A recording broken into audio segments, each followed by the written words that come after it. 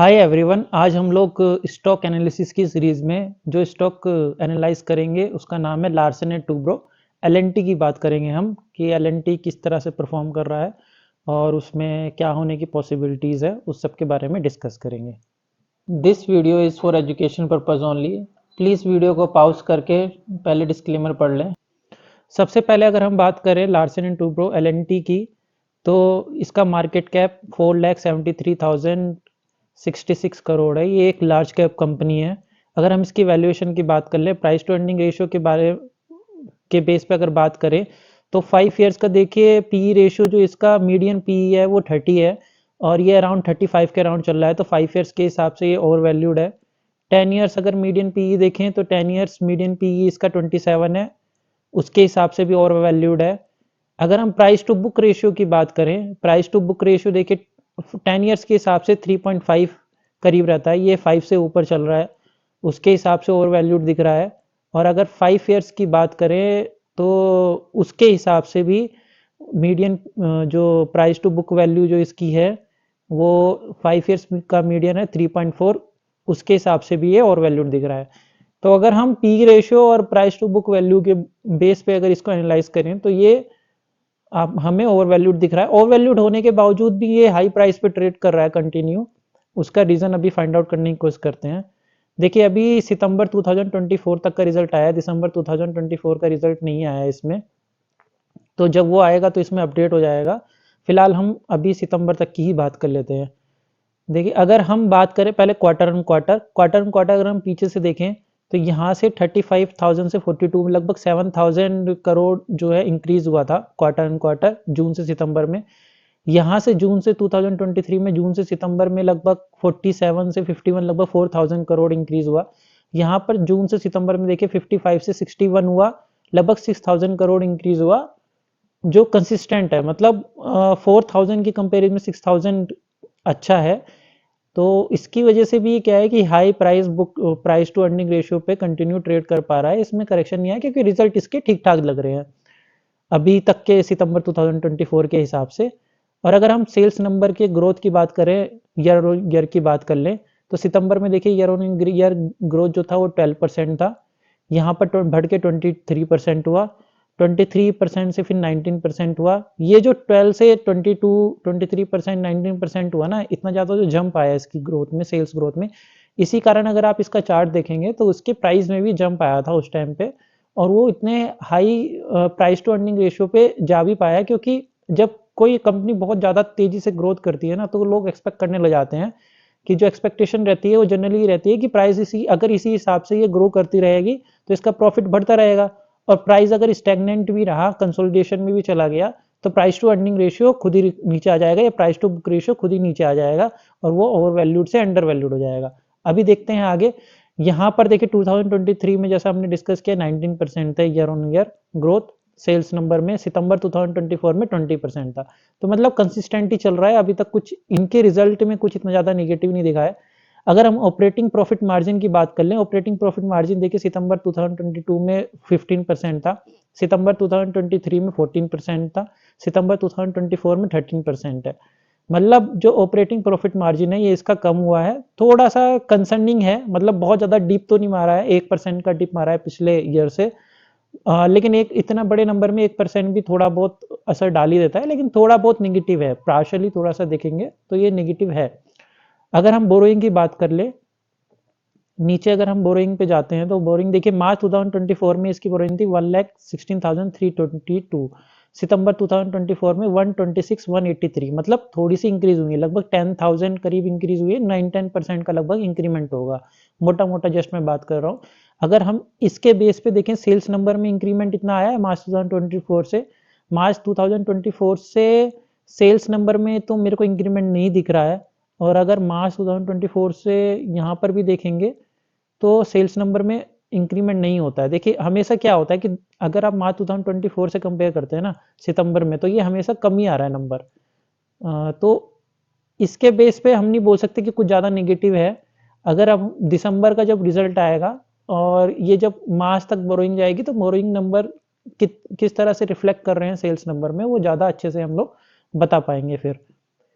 और अगर तो अभी तक तो हमें इसमें ठीक ठाक ही दिख रहा है, वैल्यूएशन इसका हाई है, बाकी रिजल्ट के हिसाब से ये ठीक ठाक दिख रहा है।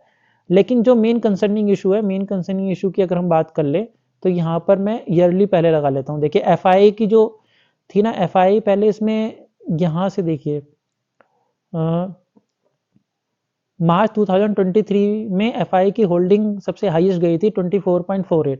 मार्च 2023 से कंटिन्यू एफ इसमें सेल कर रहे हैं 24.36, दिसंबर में 20.83, मतलब एकदम मार्च से दिसंबर में एकदम से जो है वो डिक्रीज हुआ है।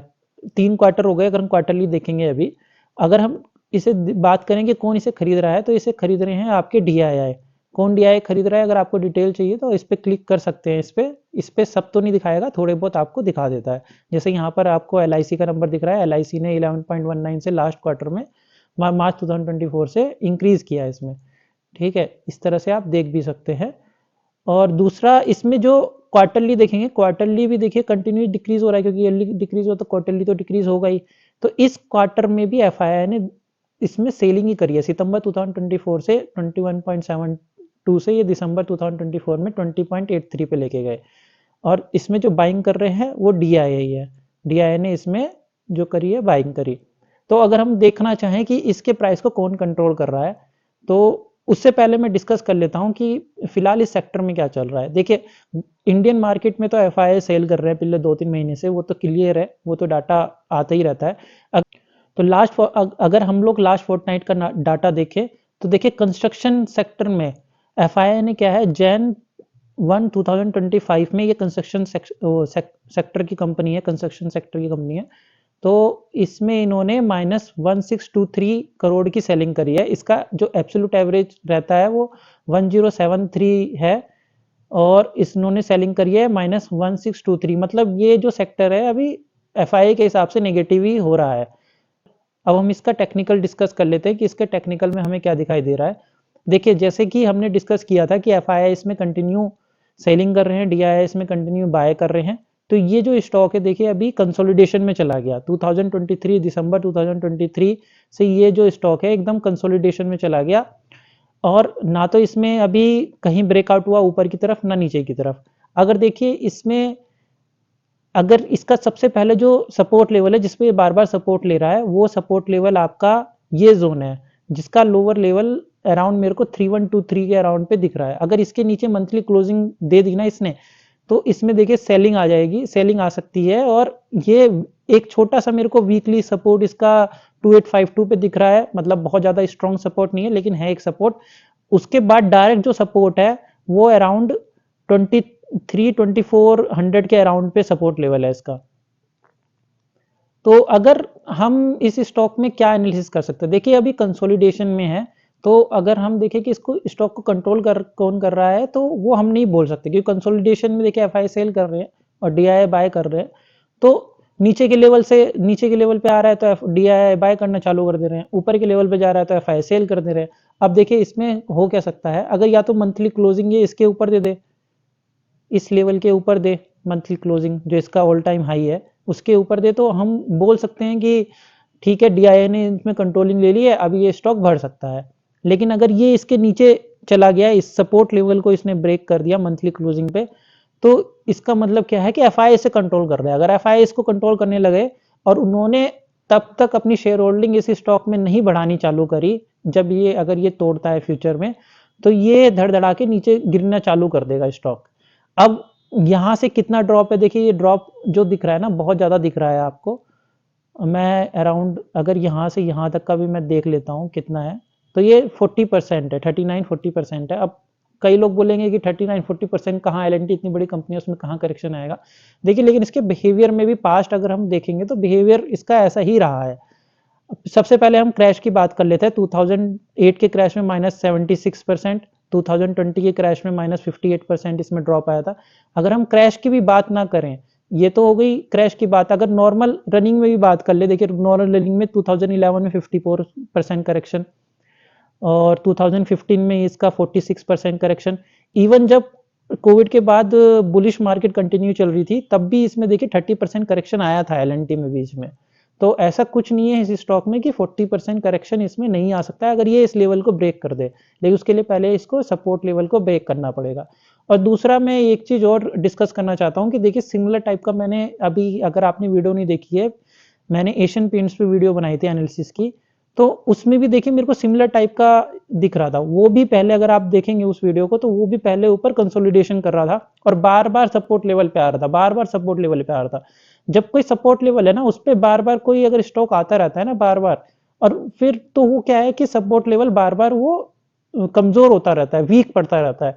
तो अगर इसके नीचे क्लोजिंग देगा ना, तो इसमें एशियन पेंट वाला ही काम ना हो जाए। एशियन पेंट में देखिए क्या हुआ पहले कि उसके रिजल्ट अच्छे आ रहे थे, वो अच्छा ट्रेड कर रहा था, फिर वो एफआई ने उसमें सेल करना चालू किया, डीआई उसमें बाय कर रहे थे, वो कंसोलिडेशन में गया। जैसे ही उसका एक क्वार्टर का रिजल्ट नीचे आया, उसने सपोर्ट लेवल को तोड़ा और नीचे धड़-धड़ा के गिरने लगा। अब एल में भी हमें देखना पड़ेगा कि इसके रिजल्ट क्या रहते हैं आगे दिसंबर में, क्योंकि अगर एक इसका गंदा रिजल्ट इसको बहुत तेजी से नीचे गिरा सकता है, जिस हिसाब से एफआई इसमें सेलिंग कर रहे हैं। लेकिन अभी आने वाले टाइम में देखिए एक और इवेंट आने वाला है 2-3 दिन में, अभी हमारा बजट अनाउंस होगा। अब बजट से देखिए एल बहुत ज्यादा करता है कि कंस्ट्रक्शन सेक्टर जो है वो किस तरह से परफॉर्म करेगा, वो बजट में क्या एलोकेशन दिया जाता है किस सेक्टर को, उसके हिसाब से भी बहुत ज़्यादा ये डिटरमाइन करेगा इसका प्राइस। तो अगर हमें इसे देखना है कि ये वीक कब हो रहा है, तो लास्ट में मैं ये बोलूँगा कि सपोर्ट लेवल को तोड़ दे। अगर इसमें फ्रेश बाइंग चाहिए, तो ये ऊपर के रेजिस्टेंस लेवल को तोड़ दे। जब तक ये दोनों लेवल में से किसी को नहीं तोड़ता है, हम सर्टेनिटी के साथ में थोड़ा, मतलब सर्टेनिटी तो नहीं बोलूँगा, प्रोबेबिलिटी के साथ में नहीं बोल पाएंगे कि क्या चीज़ इसमें फॉलो होने वाली है। तो इसी के साथ मैं अपनी वीडियो को समाप्त करता हूँ। अगर आपको ये वीडियो पसंद आई हो तो मेरे वीडियो को लाइक, शेयर एंड सब्सक्राइब करें और बेल आइकन दबाना ना भूलें। धन्यवाद। This video is for education purpose only, not any financial advice. It is my personal view. Please do not take any financial decision based on this video. Please consult your financial advisor before taking any decision.